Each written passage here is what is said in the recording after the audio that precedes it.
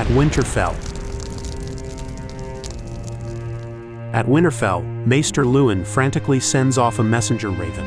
A band of raiders from House Greyjoy, led by Theon Greyjoy, take over the undefended castle. Theon had lured the defenders away with a feint at Torrens Square and then infiltrated the castle using grappling claws. Theon tells Bran Stark to surrender the castle to him to save his people.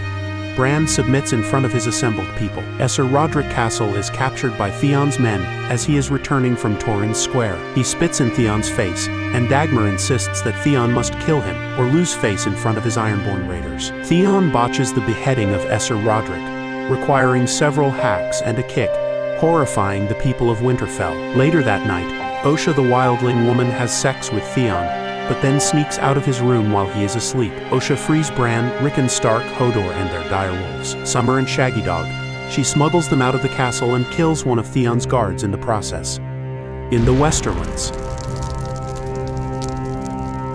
At King Robb Stark's army camp, Robb chats with Talisa, who has followed his forces on their campaign. Robb introduces Talisa to his mother, Catelyn Stark, who has returned from the Stormlands along with Brienne of Tarth. They are interrupted when Lord Roose Bolton arrives with the terrible news sent by Luwin's last messenger raven. Furious at Theon's betrayal, Robb intends to march his army back to the north to repel the invasion. Roose advises that the few hundred soldiers left scattered in the north can be rallied by his bastard son, Ramsay Snow, who is in the north at the Dreadfort. They could overcome the small Ironborn invasion force.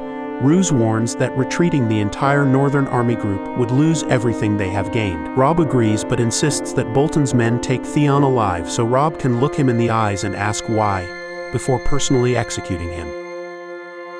At Harrenhal.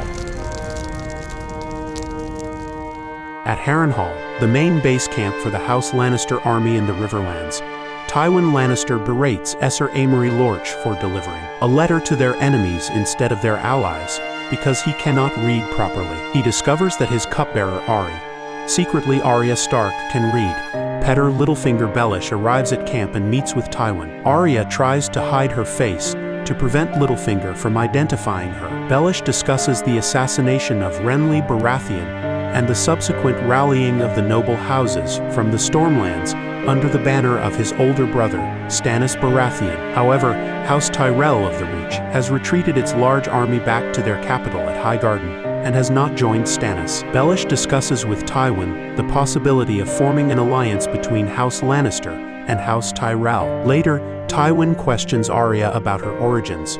While Tywin is distracted, Arya sees that a letter on his table is about her older brother Robb Stark, so she snatches it. After she asks Tywin about his own father, Tywin sends her to fetch more firewood. She takes this opportunity to read the letter, but unfortunately bumps into Amory Lorch, who sees that she is carrying the letter and grows suspicious. Arya runs away and Amory heads to tell Tywin. Arya runs to find Jaqen H'ghar, telling him that Amory Lorch is the second name he owes her, and it must be now. Just as Amory Lorch reaches Tywin's quarters, he falls down dead with a poisoned dart lodged in his neck. In King's Landing. The royal court, including King Joffrey Baratheon, Queen Regent Cersei Lannister, Prince Tommen Baratheon, and Sansa Stark are at the dock seeing off Princess Myrcella Baratheon as she departs in a ship bound for Dorne. Cersei is heartbroken and warns Tyrion that she will not forgive him for sending away her only daughter. As per Tyrion's plans, Myrcella will stay in Dorne with House Martell until she comes of age to fulfill the marriage alliance to their youngest son, Trystane Martell. The High Septon of the Faith of the Seven offers a blessing for her departure. The streets of the capital city are overflowing with starving refugees from the War of the Five Kings, as Cersei ignored both Tyrion and Janos Slynt's earlier warnings that something had to be done to care for the starving peasants, or there would be mounting discontent with her son's rule. As the royal party travels back to the Red Keep through the crowded streets, the starving refugees and commoners of King's Landing plead for bread and hurl insults at King Joffrey, and ultimately, someone throws cow excrement into Joffrey's face. Despite being accompanied by only a few dozen guards facing hundreds of peasants, Joffrey impetuously orders his soldiers to kill the entire crowd. Riots subsequently erupt and spread throughout the city. The royal party's guards are soon overwhelmed, and Joffrey, Cersei, and Tyrion barely make it back to the castle unscathed.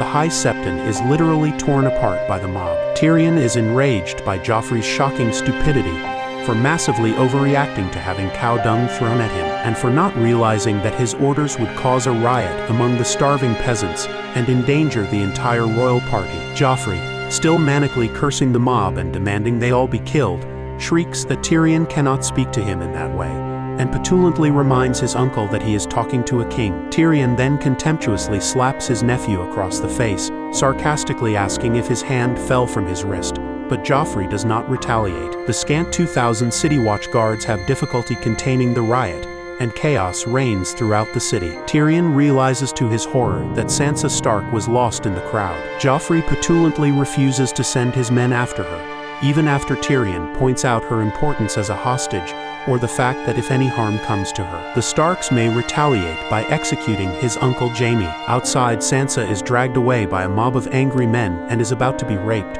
when Sandor the Hound Clegane arrives and slays her assailants. He carries Sansa to the castle and orders handmaids to take care of her. Tyrion thanks him for saving Sansa's life, but Sandor bluntly responds that he didn't do it for him. Beyond the wall.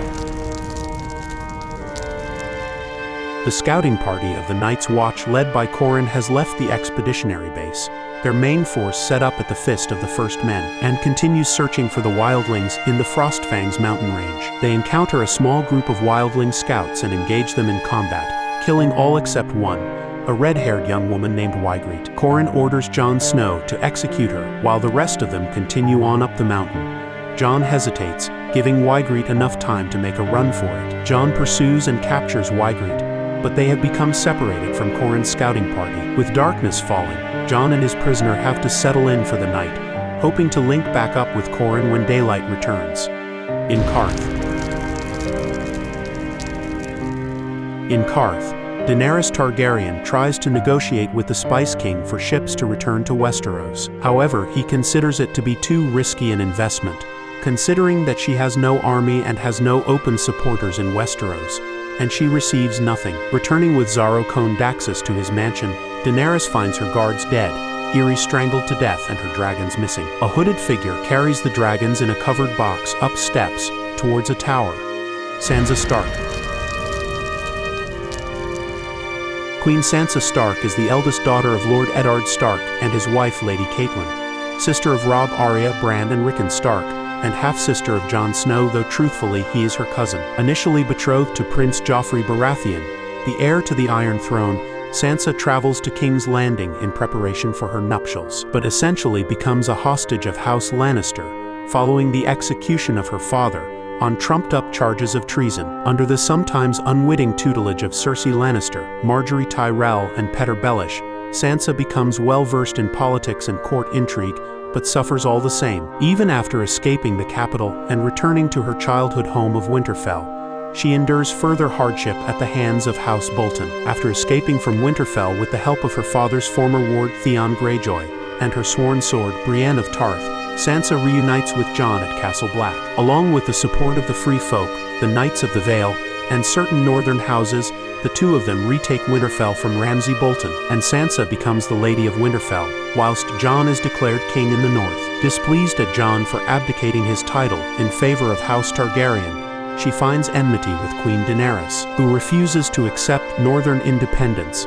in her restoration and quest for the Iron Throne. Following the Battle of King's Landing and Daenerys' subsequent assassination, Sansa declares the North an independent kingdom and is later crowned queen in the North. When her brothers find an orphaned litter of direwolf pups, Sansa adopts the gentlest one and names her Lady. King Robert Baratheon visits Winterfell to offer Sansa's father the position of Hand of the King.